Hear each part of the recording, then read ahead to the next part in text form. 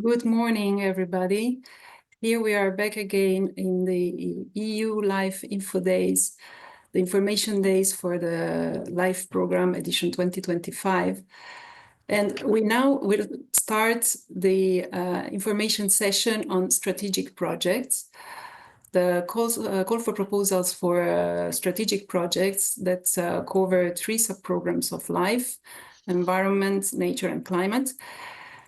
And this session will last 1 hour. First, we will start with a general introduction and description of the call by my colleagues in CINEA. Then there will be a presentation by DG Environment on how strategic projects can help the implementation of environment and climate policy priorities.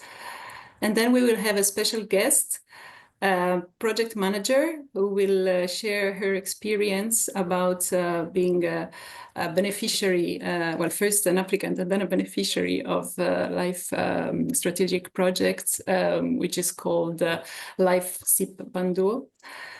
So,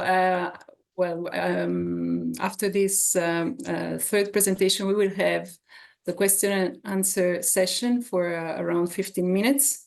So remember that you can always join us by going to slido.com, and then you have to type hashtag EULife25 to join our question and answer session. And then you can, of course, post your questions, but I would recommend that you wait until the end of the presentations, because you will certainly have a lot of information there, and maybe we can already answer your question before you, even before you ask it.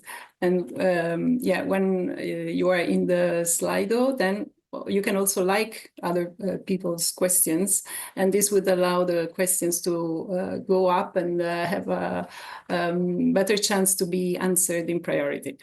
However, I will not take more of your time. I would introduce our first speaker, Fabio Dalan, project advisor at CINEA, who will start the presentation on LIFE strategic projects call. Fabio, the floor is yours. Thank you, Eva. Thank you very much. Can we see the slide? Yes, thank you. My name is Fabio Dalan. Together with my colleagues Maria Jose Aramburu and Geraldine, we coordinate this strategic call on its 3 strengths that I will illustrate to you shortly. Can we have the next slide, please? Here is the outline that my colleague Eva already presented. There is this introduction followed up by a presentation by DG Environment and then a presentation by the strategic project Vandu and a question and answer session. Next slide, please. So the LIFE program is divided in 4 sub-programs. The first 2 are in the field of environment, nature and biodiversity, and the other one is circular economy and quality of life. In the climate action field, we have a sub-program in climate mitigation and adaptation and a sub-program in clean energy transition. The first 3 sub-programs that I mentioned are covered by this strategic call. The projects, the number of projects the currently running represents more or less 4% of the total number of LIFE projects, but they consume 26% of the budget. This is to indicate to you that these projects are large in size compared to the standard projects. They have a large funding, but also large ambition, and I will tell you in a minute why. Next slide, please. Here is the main focus of the strategic project. It's one of the targeted strategies and plan that are mentioned in this slide, and you will find more details in the call document. We have 3 strengths, as I mentioned. I will let my colleague Maria Jose Aramburu to illustrate to you the nature part, and then Geraldine will follow up with the environment part. Good morning, everyone. It's a pleasure to be here today with you. I'm just introducing the objective of the strategic nature and biodiversity projects called SNAP. So these strategic projects are focused on pieces of legislation, European legislation, to be implemented in every country. And the main examples that you can be addressed by strategic projects are the prioritized action frameworks, PAFs, for Natura 2000 networks in every country, as it is stated by the Habitats Directive. It could be also recently approved the nature restoration law. So the member states have to draft the national restoration plans for the country. So it is really not yet feasible to be implemented, for example, in this call, because the countries still have not drafted these national restoration plans. Other type of strategies or plans could be also targeted, could be at international level or a national, even a regional level, always that have a wider scope that a traditional project and are focused on the implementation of these specific pieces of legislations. For example, could be for the implementation of the EU Biodiversity Strategy 2030, or the EU Forest Strategy, also 2030, the EU Pollinators Initiative, as I already said, the Nature Restoration Law, or the EU Green Infrastructure Strategy, and also the EU regulation on invasive alien species. So all those plans or strategies can be addressed by the strategic and nature and biodiversity projects. So Geraldine, please, your turn. Yes, good morning. So I will deal with you about the SIP environment. So for the SIP environment, we have 5 topics that are listed here. I will go through them with you today. So the first one is circular economy. Under this topic, we would target, or your proposal should target, the national or regional circular economy action plans or strategies or roadmaps. So yeah, in your country. The second topic is water.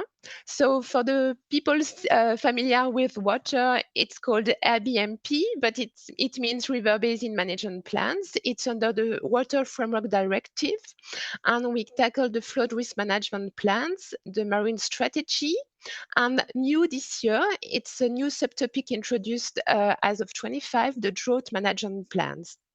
So just to tackle the emerging issue under the water topic. The third topic is waste. So we tackle the waste management plans or the waste prevention programs under the Waste Framework Directive. The fourth topic is air. So basically it's AQP, air quality plans, that we target either at regional or local level, and also the national air pollution control programs, very important. And the last topic this year, which is totally new, is noise.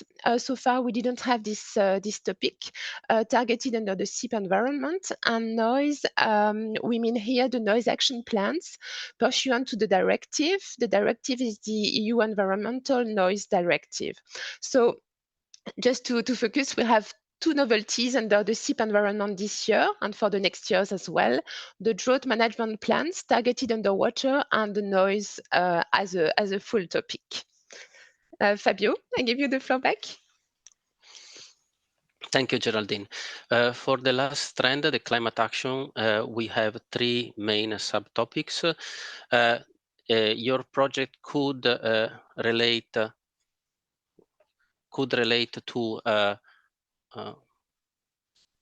I think I have a problem with my camera. Well, I will continue in any case. The topic can relate to climate change adaptation. It has to be either at least a regional strategy or a national strategy or action plan in the adaptation domain. We have another topic that focuses on urban. It could be anywhere between adaptation, mitigation, a mix of the two. It could cover also the urban mobility plans. Be careful, one city will not be enough here. We are looking for a multi-city approach because of the large scale of the ambition of the strategic integrated project. Similarly, will you see in the environmental part, air mentions local and regional. So when it's local, it means it's city, but even here, a multi-city approach is necessary for the ambition of the project. The third part is on mitigation. Here you can target the National Energy Climate Plan. It's a wide plan, but you can also focus it on industry-specific sector, and you can match public and private partnership to reach an ambitious emission reduction goal for the mitigation side. Next slide, please.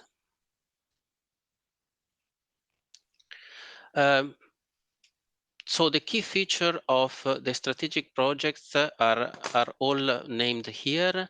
First of all, you need to target one plan or strategy. We already mentioned them. You need to select one and focus on it, and taking it as far as possible in its implementation, targeting its full implementation at some point down the line.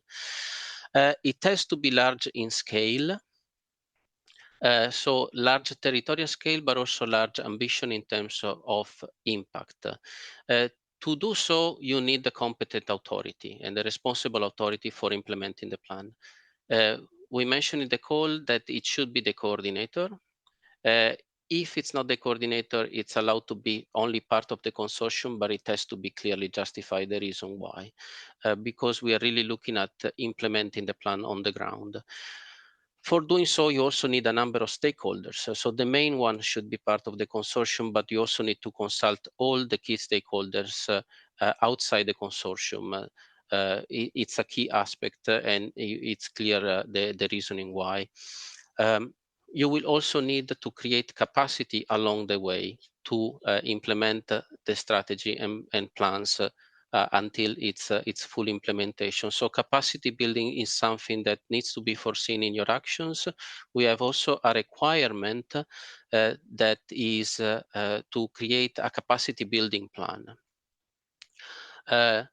Additionally, to implement your plan, the life funding will not be enough. So you need to match those funding with other funding sources. So we call them complementary funding.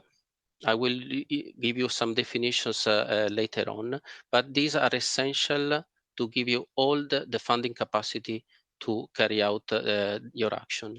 You also will need time, so we suggest to you to foresee a project that is in between 8 to 10 years long. We have in our financial regulation a limit up to 14 years, but this includes any possible extension of the project, and we cannot really go beyond that. So that's why we recommend between 8 to 10 years for your project initial duration. Next slide, please.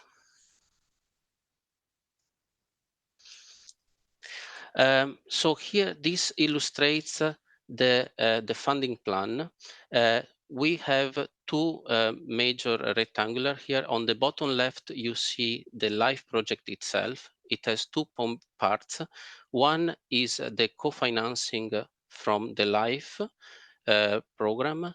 It's 60% of your total strategic project. 40% needs to come from your own pocket, and it does not have to include any EU funding sources.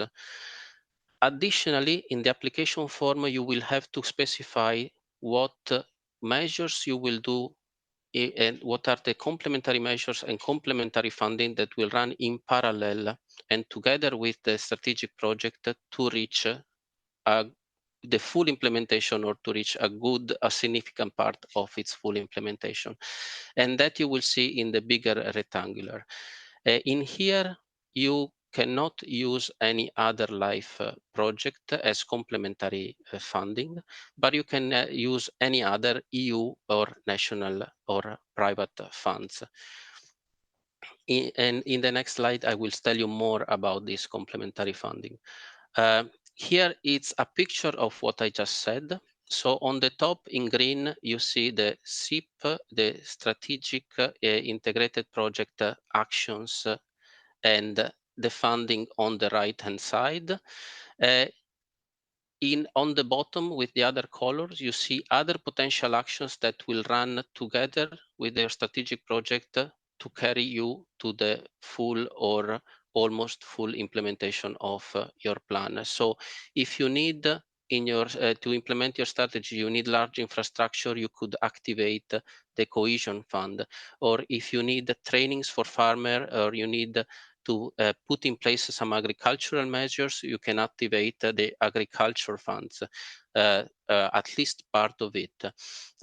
You have at your disposal the European Regional Development Fund, for example, or if you need some scientific studies or research results, you can draw up from project-based funding, such as Horizon. It could be also Interact. So this is a picture of the puzzle that you need to build and explain to us how you will put all the pieces together to reach your goal. Next slide, please. As I said, complementary funding are a key aspect to reach the implementation of the plan. It's 20% of the evaluation of your proposal, and in a minute you will see the evaluation criteria. A little definitions here. We call mobilized complementary funding those funding that are already committed and confirmed. They will be countersigned. You will need at least one declaration from the competent authority that these funding are committed for the purpose of the project. This is an eligibility criteria. It's necessary, but there's also the requirement is a bit softened. In case you don't have this commitment, you at least need to send a letter of intent from the relevant authority. So you need at least one fund and one complementary fund together with the project. But one fund may not also not be enough. So we also define what are the coordinated complementary funding. Those funding may not be committed. They will be committed in the future because the project is long. So, but you will need them in your strategy, as I showed in the picture before. So we call those coordinated complementary funding. In our evaluation, we also look at the nature of this funding and the magnitude of the funding.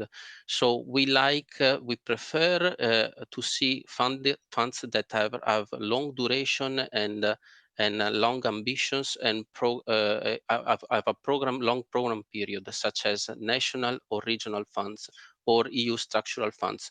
But part of the puzzle can also be Horizon and Interact project, or more limited in scope and time project base. So it's important that you mention all of them, that we have a complete pictures of your project, but also do not overdo it. We also see long list of funding.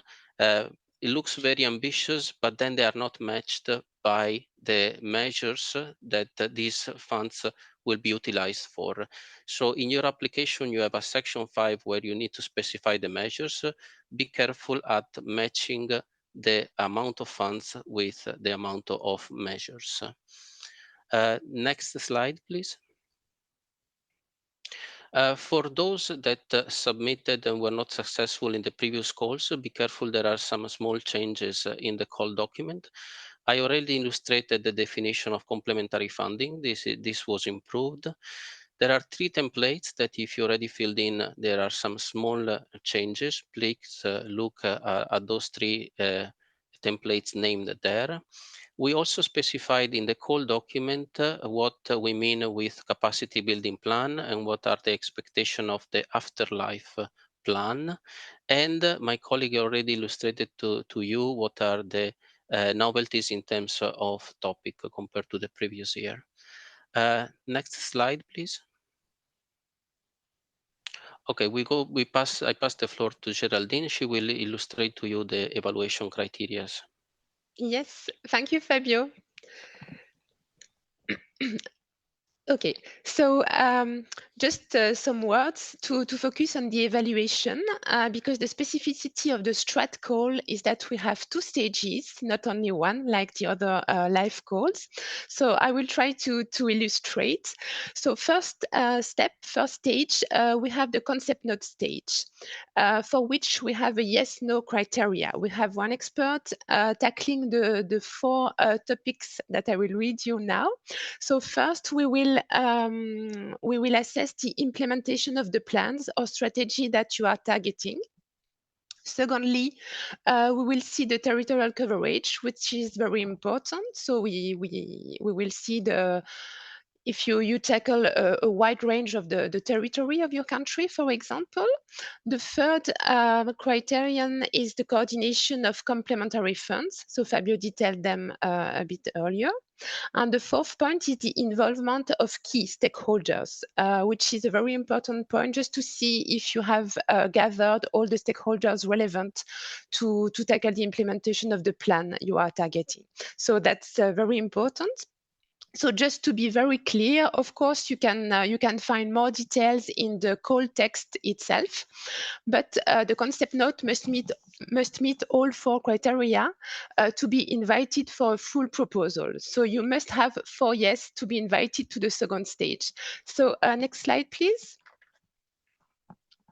Okay, so here I will have an agenda later on a calendar later on to make you understand what I mean with stage 1, stage 2, in case you are not familiar with. So the stage 2 is the full proposal stage. And here we expect a more detailed proposal.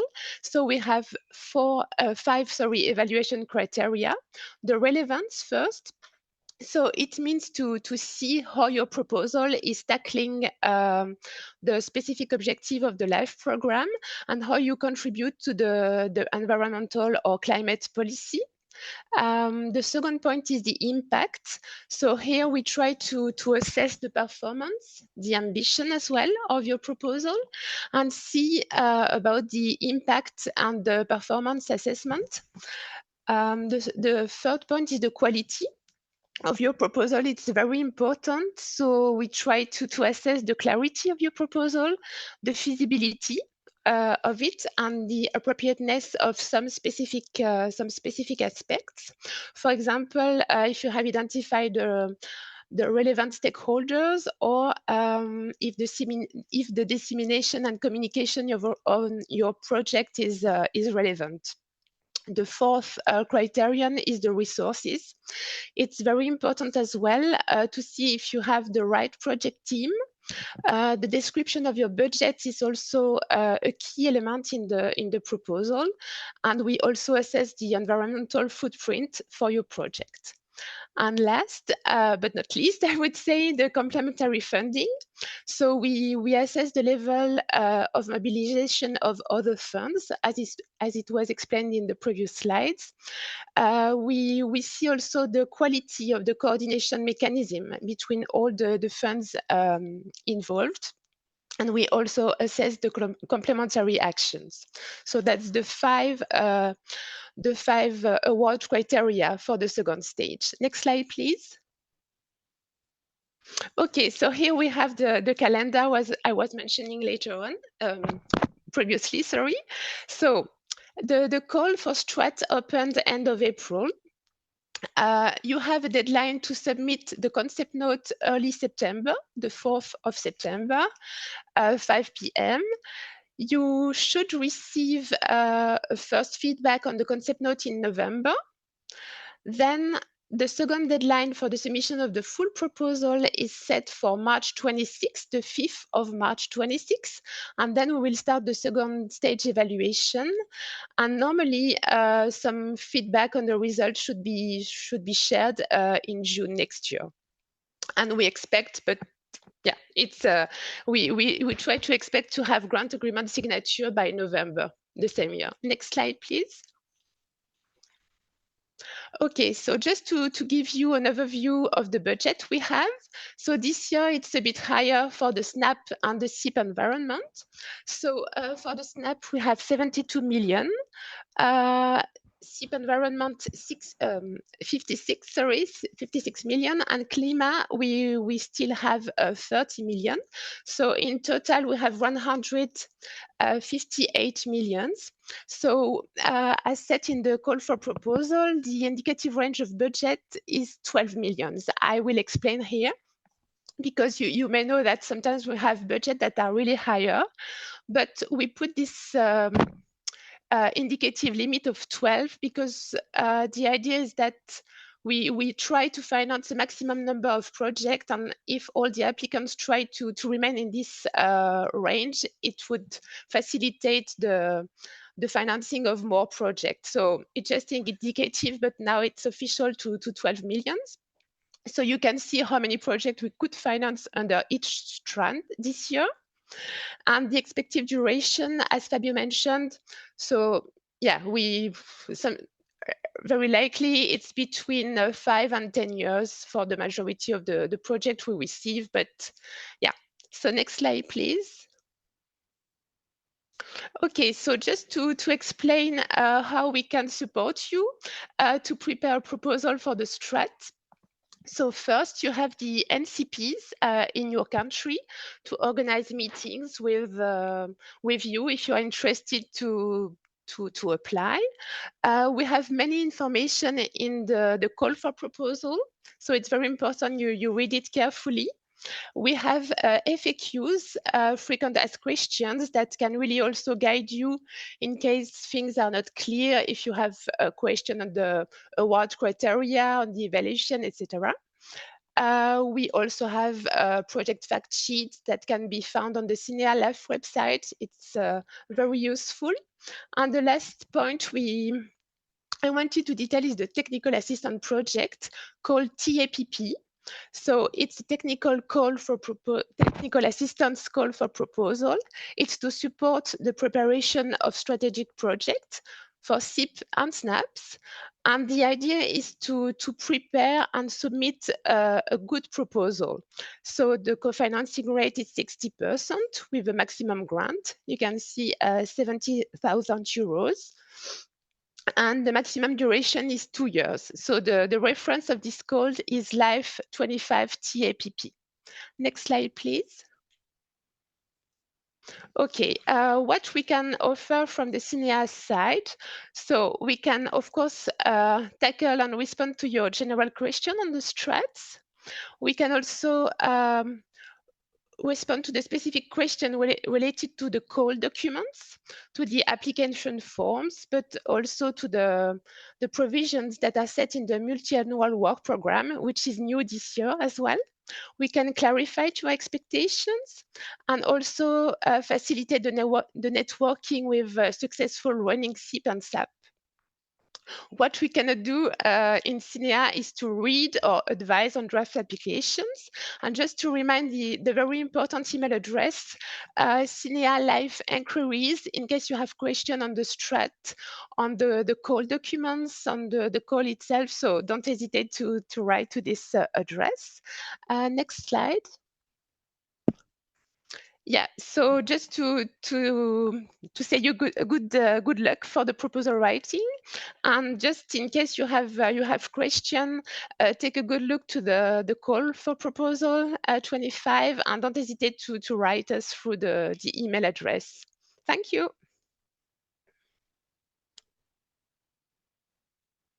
I give the floor now, sorry, to Przemysław from DG Environment. Yes, thank you, Geraldine. The next speaker is Przemysław Odziński. He's a policy officer in DG Environment, and he will give us a presentation on how strategic projects can help the implementation of environment policy priorities, with also an example on a SNAP, strategic nature project. So, Przemysław, thank you for joining us. The floor is yours. Thank you very much, Eva. Welcome to all the participants of this webinar. So I will give a short presentation about the relevance of the strategic nature projects in the context of the EU nature protection and restoration policy. The first slide, please. So first, a very short introduction to the policy context.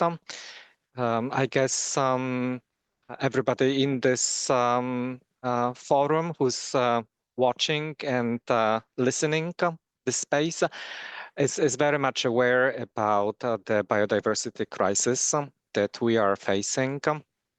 And this biodiversity crisis is shown, for example, by the indicators that we get about the conservation status of the habitats and species of EU interest.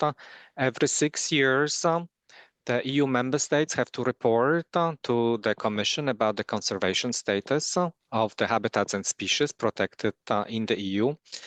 And the results of the previous cycle that covered the years 2013, 2018, they were very concerning because only 15% of our habitats are in a good conservation status. The situation is a little bit better with the species, but it's not great either. Right now, the member states are submitting to the Commission the results of the monitoring for the next 6-year cycle, and we will have the new report next year. But it is very unlikely that we will see major improvements in this area.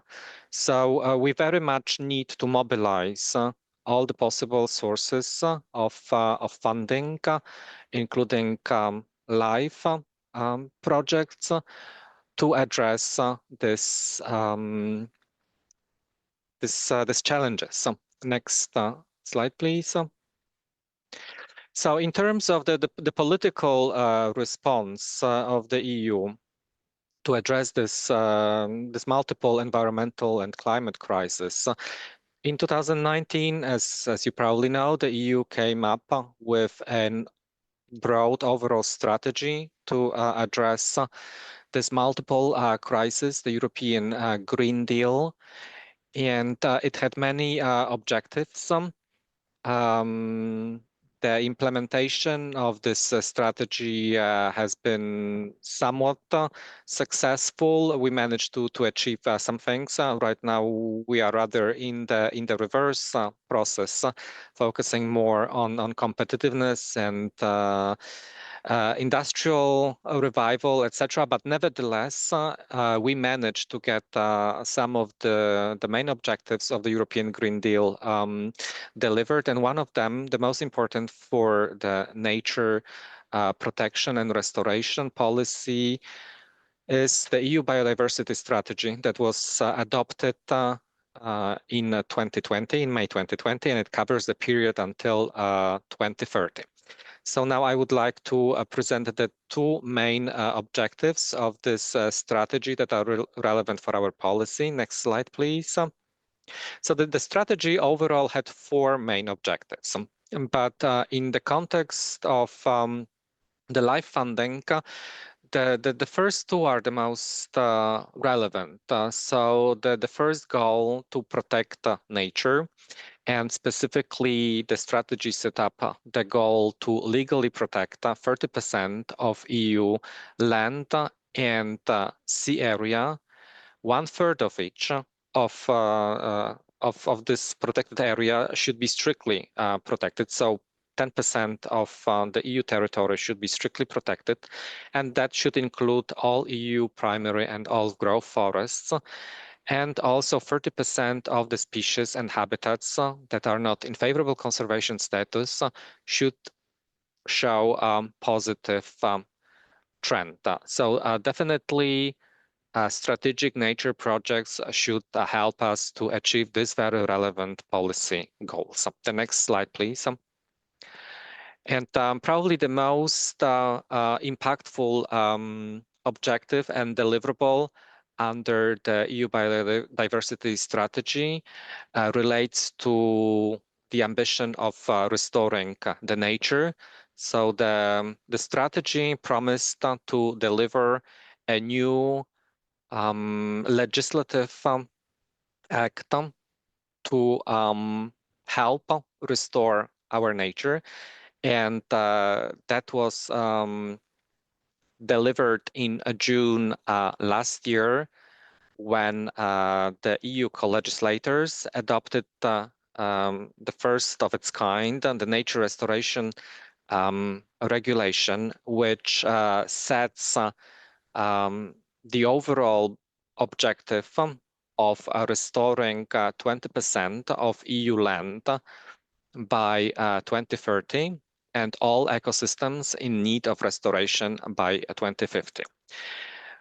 So this is the overall broad objective, and then this objective is then detailed in relation to specific ecosystem types and specific measures to be implemented.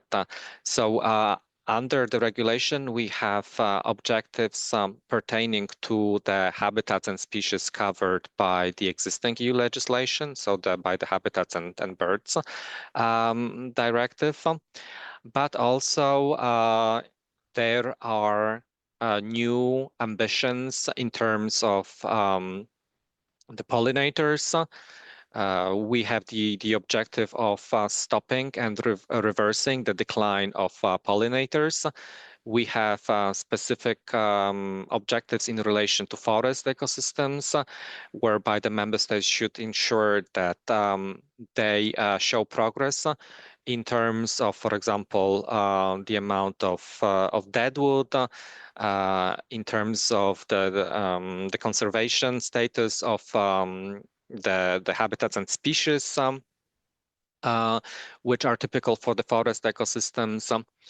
Then for the first time, we have also specific objectives related to the urban ecosystems, particularly the objective of stopping the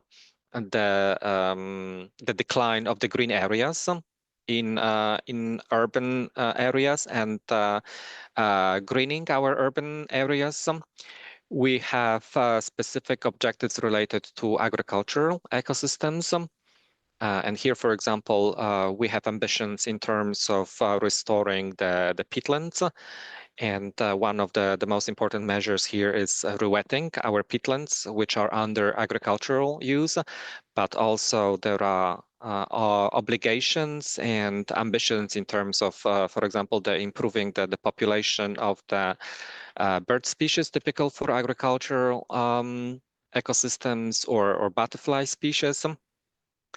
And then we also have specific objectives related to marine ecosystems, because until now, the marine ecosystems, for different reasons, they were maybe less of the focus. But now the nature restoration regulations regulation brings them specifically into focus with setting specific restoration measures similar to the terrestrial ecosystem types.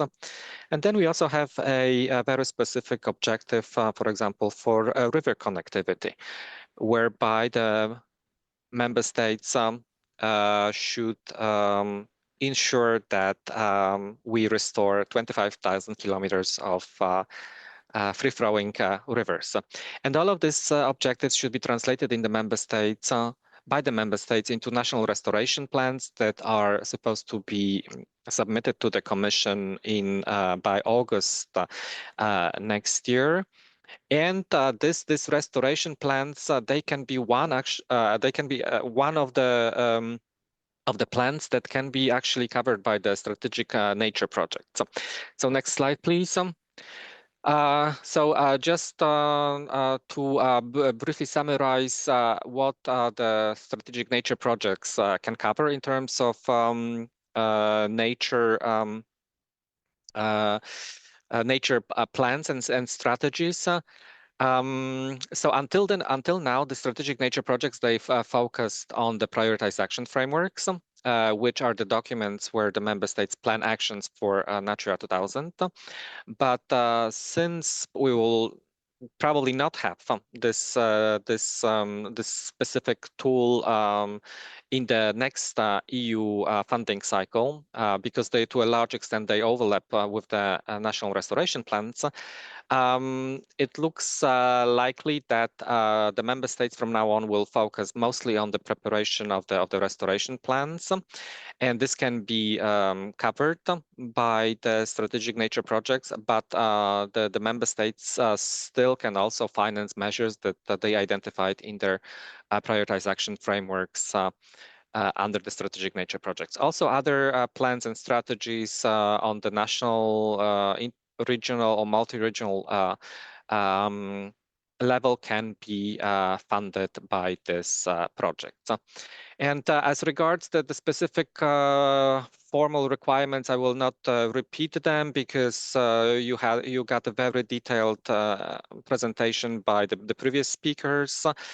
So I would just like to finish my presentation with the last slide and invite you to have a look at the projects that have been approved and funded so far.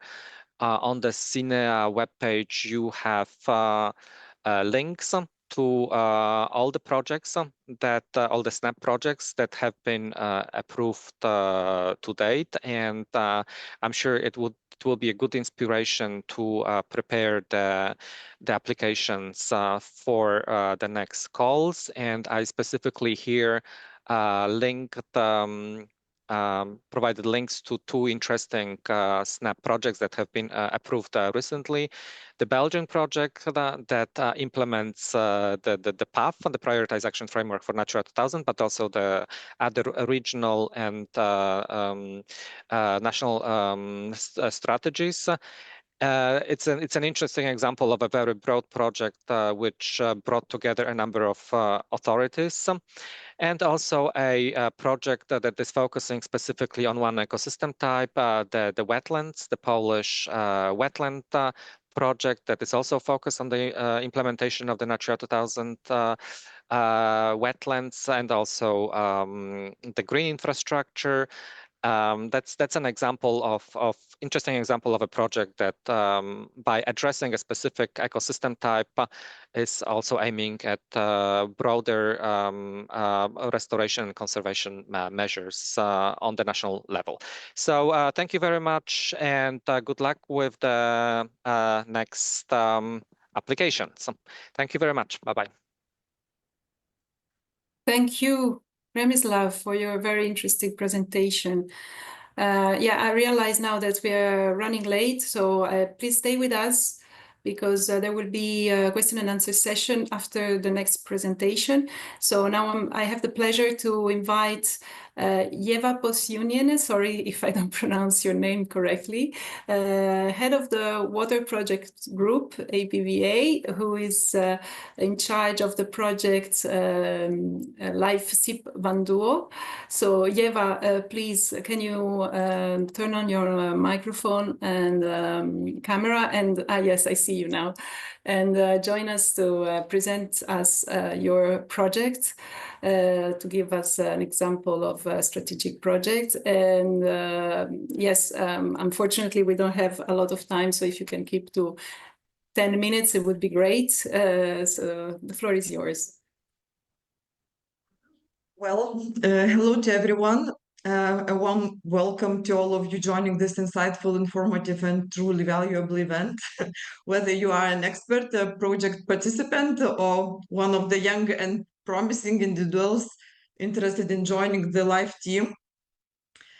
A big thank you to CINEA for giving us this opportunity to share information. I hope it sparks ideas and proves useful to you all. My name is Ieva Pociuniene, and well, let me introduce you to the EU LIFE program project, LIFE Strategic Integrated Project, Integrated Water Management in Lithuania, which we call LIFE SIP Vanduo for short, where the word Vanduo is Lithuanian for water. Project overview. The project is being implemented across the entire territory of Lithuania.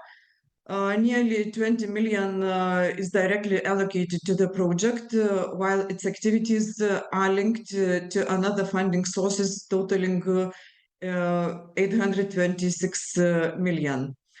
It is a 10-year project. We started nearly 1.5 years ago and will continue working until the end of 2033, so still 8.5 years to go. We have gathered an impressive team of professionals and experts. The project is coordinated by the Environmental Projects Management Agency, where I work.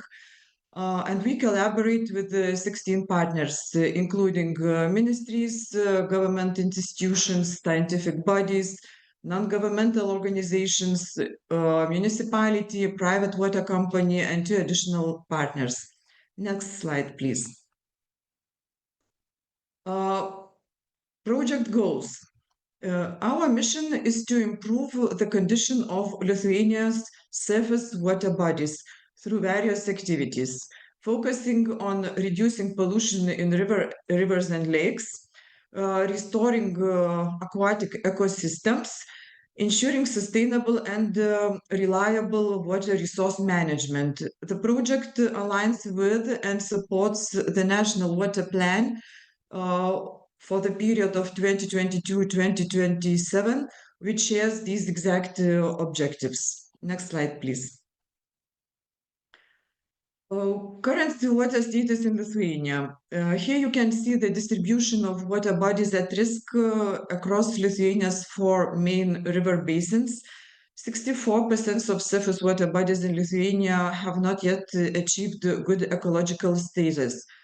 The main reasons, they are traditional, time-consuming procedures, limited capacity of responsible authorities, and insufficient funding.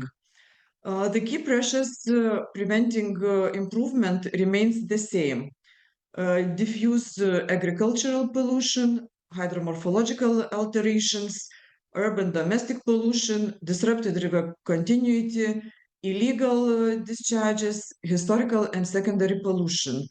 All necessary measures and to address these challenges and improve water quality are included in the action plan of Lithuania. The next slide, please. To achieve the change, the project also focuses on improving water resource management efficiency, reliable methodologies and tools for assessing water conditions, clear identification and mobilization of funding sources to support the implementation of the National Water Plan of the present period, 22-27, and to the strategic planning of the next phase, 28-33, using project results to shape future water management policies. Next slide, please. As mentioned earlier, the project activities are carried out nationwide, but we also have pilot projects designed to serve as prototypes for addressing key environmental concerns. Lithuanian territory is divided into 4 river basins, and our pilot projects are focused on the largest one, the Nemunas River Basin. Next slide, please. To achieve our goals, we are implementing 7 pilot projects, each tackling different challenges, such as reducing agricultural pollution in water bodies, restoring natural river characteristics to mitigate hydromorphological impacts, and developing mechanisms to regulate the effects of hydropower plants. improving the ecological status of 20 lakes using fish biomanipulation methods, reducing rainfall, runoff pollution to Lake Vievis through natural water retention solutions, improving the ecological status of water bodies in the Dovine River Basin, reducing micropollutant loads from Klaipėda city's wastewater treatment plants, and enhancing environmental monitoring by developing remote surveillance tools to help detect illegal pollution sources more efficiently. These initiatives will help us test, refine, and scale up effective solutions for water management across Lithuania. Next slide, please. Well, we have ambitious goals, really, and through the Life Sifondo project and opportunities it provides, we are fully committed to achieving them. Let's see. Our main objectives are implementing the national water plans for the present period and preparing for the next period with the ultimate goal of improving surface water quality. Bringing experts together on a unified platform to exchange knowledge and manage water resources more effectively. Sharing best practices with the international experts, expanding our expertise and strengthening our capabilities. Developing a reliable system of tools and methodologies to monitor water bodies and assess their condition. Securing investments to ensure the continuity of activities beyond the project's duration and expand their application. And rising public awareness, of course, about the importance of clean water, fostering a healthy mindset, and encouraging responsible water conservation. Next slide, please. So, and finally, here are the contact details for the organization leading the Life Sifondo project, including my own. So please don't hesitate to reach out with any questions or topics of interest. We are more than happy to share our experience and insights, and we truly encourage open discussions. And a huge thank you to the LIFE program and Sinia for their support. Thank you all for time and attention today. And because of all, life, what is life? So thank you once more. Thank you, Eva. Thank you very much for your insightful presentation and for sharing your experience with us about your project. Yes, so I think we really have to move on and take the questions because our potential applicants can now join through slido.com with the hashtag EULife25 and post your questions. I see there are already 12 questions, and I see that our panelists, the speakers of today are with us. So let's start with the first question. The first, can you show the questions, please, Becca, please? I think the first question is for my colleagues at CINEA. A slide mentions the complementary funding, that is 40%, must not include EU funding. Can you please confirm and clarify? Who can take this question? I can take it, Eva. Yes, I confirm that no EU funding can contribute to that 40%. It has to come from national, regional, local money, no EU funding. Or also could be also private funds. So if you have any foundation or any organization that want to fund your project, could be part of that 40% also. Yes, thank you, Maria Jose. Thank you. The next question is, Would a project to implement nature-based solutions for wastewater treatment coordinated by a local authority, a research institution, and water users meet the scale and stakeholder requirements to qualify as a SIP, that is a strategic integrated project? I don't know who can reply, maybe Peppa or maybe Geraldine, if you're... Oh no, I see Geraldine is not with us. So... I'm here, sorry, but I couldn't read the questions. Ah, you're here. Sorry, I didn't see Yeah. Geraldine. So the question is, I can read it to you. Would a project to implement nature-based solutions for wastewater treatment coordinated by a local authority, a research institution, and water users meet the scale and stakeholder requirements to qualify as a SIP? So they already have in mind a very specific project, and they want to know if it would meet the requirements. Yes, so I would say yes, but we have to assess indeed the territorial coverage and all these elements. So yeah, with the few elements, I would say yes, but yeah, to be checked indeed. Yeah, but I think it is important to highlight that the scope of the strategic projects is really wider than a traditional project. Then maybe only a project at local level would better match a traditional project, life project, than a strategic one. So it is something to take into account. Okay, thank you both. Maybe if you have a very specific question, you can ask it through our functional mailbox, and we will try to reply. Next question is, would a regional roadmap for the transition to clean energy 2050, including adaptation and mitigation, be eligible in the line of community-based action plans leading to a climate neutral and/or resilient society?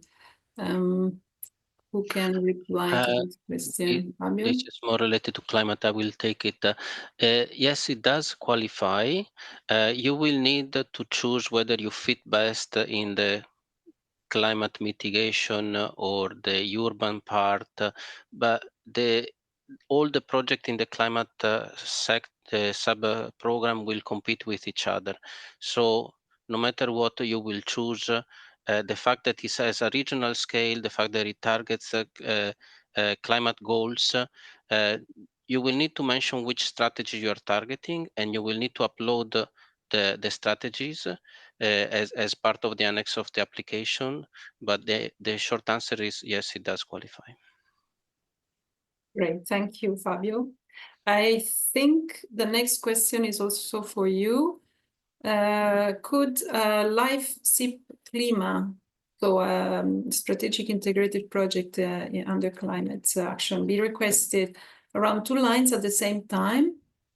2 regional adaptation strategies and 4 greenhouse gas mitigation strategies at the greenhouse gas level, region or low carbon economy roadmaps?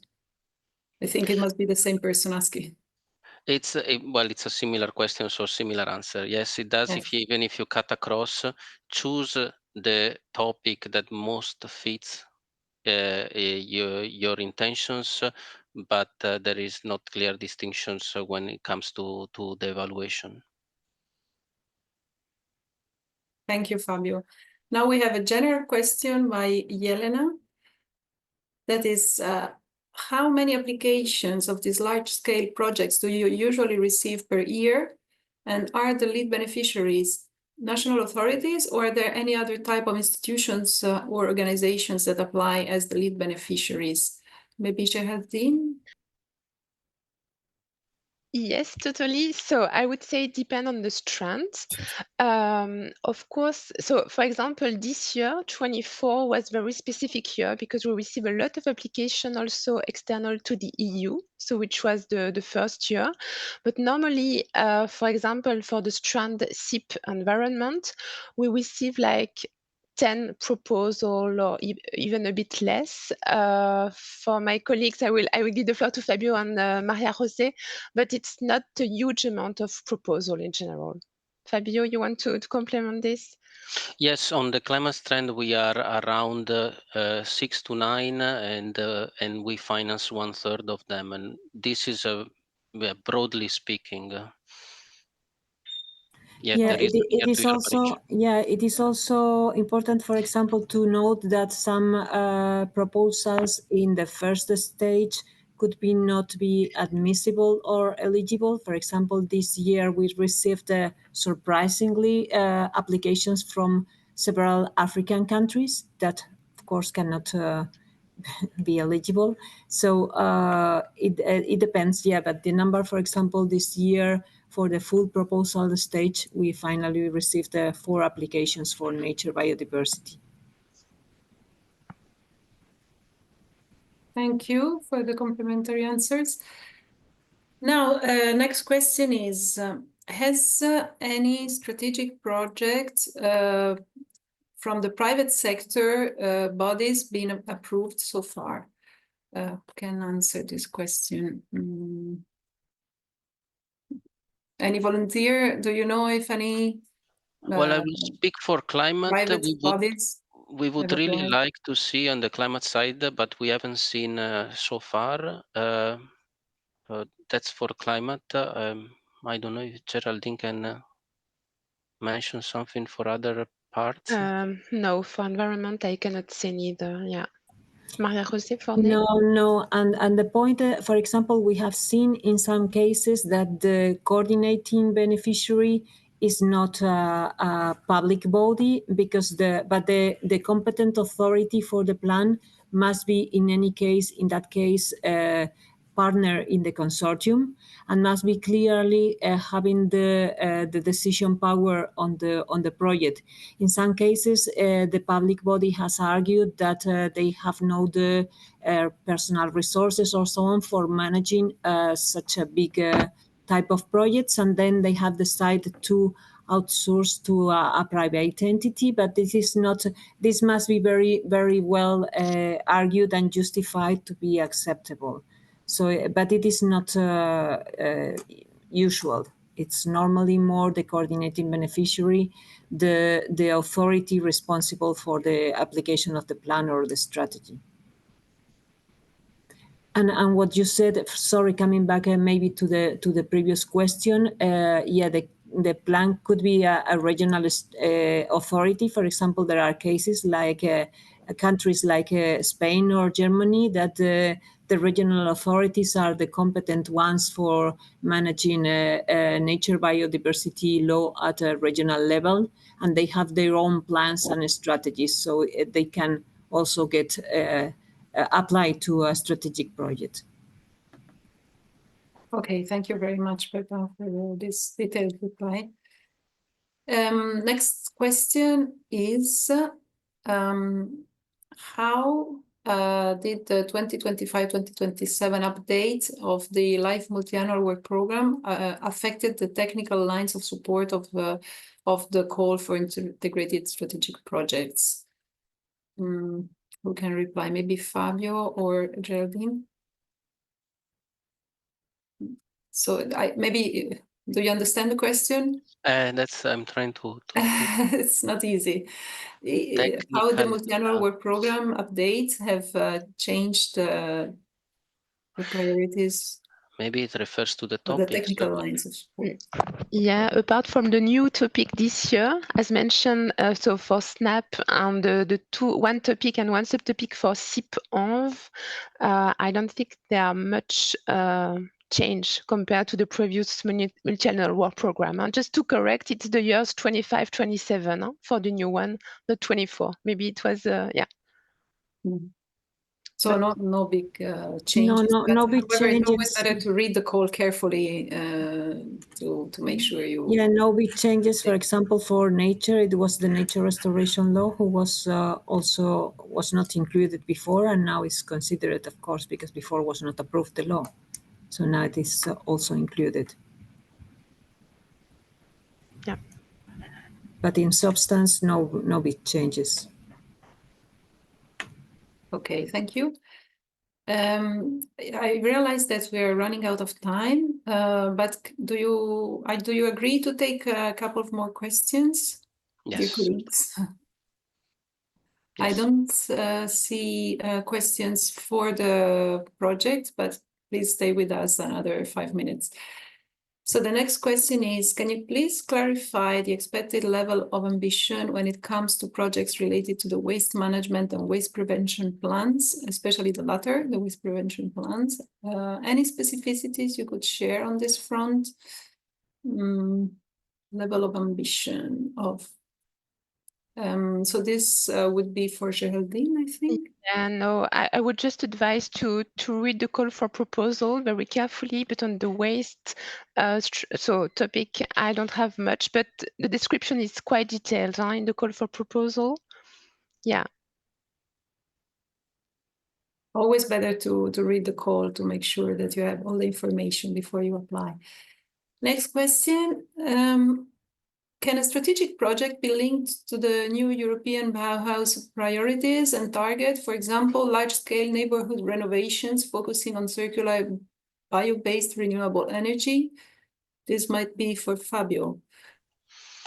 Or it looks too specific as a topic. It looks like a topic you would apply for a project. Here we are looking at city scale. So if you are targeting adaptation in cities or adaptation plus mitigation, you can apply for our urban topic, but it has to be a multi-city approach, and it has to cover the various elements of adaptation and mitigation. So you can target all the mitigation in buildings plus adaptation measures in buildings and in the cities, and that and with a multi-city approach you would reach a scale.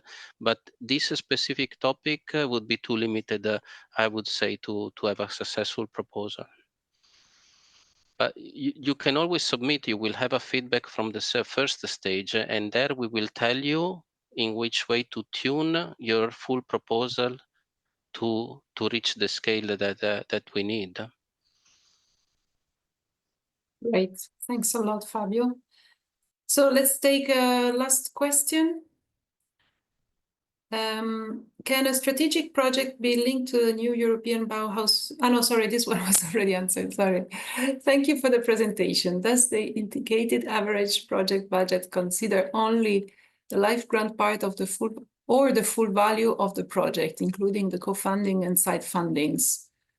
Who can reply? Geraldine, maybe? Yeah, no, I mean the 12 millions are the grant provided by the Strat call, of course. Huh? Okay. Yeah. Thanks. Yeah. Yeah, it's EU money. It's not Yeah. the full proposal project. Yes. Yeah, normally we are really out of time, but I see there was a question, sorry, if you don't mind, that it's always going down because other questions are pushed up, but it was about the composition of the consortium. Is it possible to be a mono-beneficiary? Because this question I see was always going up and down. And if it's a very simple one, I think you can reply. The eligibility is for minimum 2. Yes, there is an eligibility. So the minimum of 2 applicants. Yeah. They cannot be mono-beneficiary. No. Okay, that was a straightforward answer.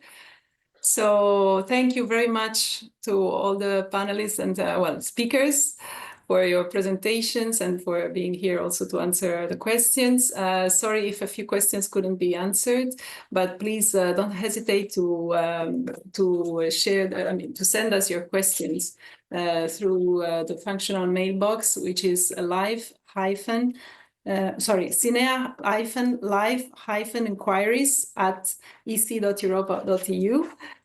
We will try to answer as soon as possible. And I would like just to take a few more moments to ask our participants to answer our Slido poll to let us know what is their degree of satisfaction of this information session. And before we break for lunch, please just take a few moments to give us your feedback by going to slido.com, #EULife25. And then just after lunch at 2 p.m., we will reconvene for the info session on the call for proposal for PLP projects, that is Policy and Legislative Priorities projects. So see you in a bit and enjoy your lunch.